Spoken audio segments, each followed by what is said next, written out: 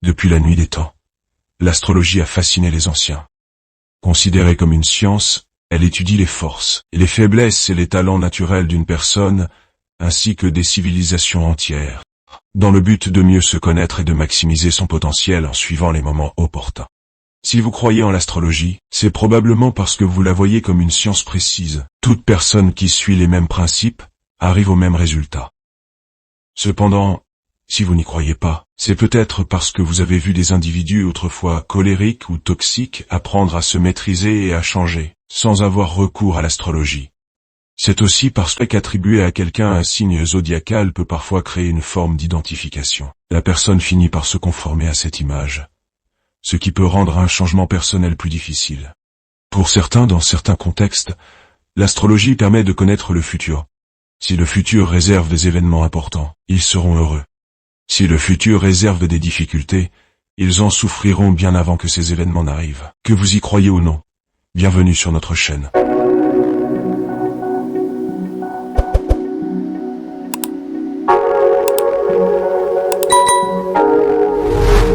Dans les anciennes civilisations Babylone, Égypte, Grèce, Inde, on croyait que les astres soleil, lune, planètes avaient une influence directe sur la Terre et ses habitants.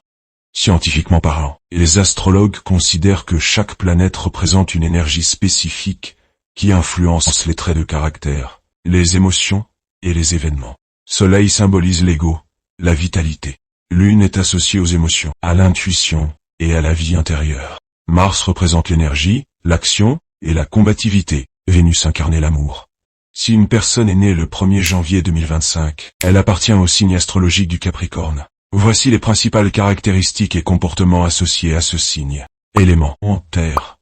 Planète domine. Saturne, qualité principale. Ambition, discipline. Symbole, la chèvre de montagne, qui grimpe patiemment jusqu'au sommet. Laissez en commentaire votre date de naissance et votre lieu, et nous allons déchiffrer les différentes caractéristiques de votre signe. Si, d'un côté, les planètes exercent leur énergie sur la Terre, de l'autre côté, il y a aussi la loi du libre arbitre, qui stipule que chaque individu possède la capacité de prendre des décisions indépendantes, sans être entièrement déterminé par des forces extérieures, ou un destin fixe. Elle repose sur l'idée que nous avons le pouvoir de choisir notre chemin, d'agir selon nos désirs, et d'influencer notre avenir, même face aux défis ou aux influences sociétales.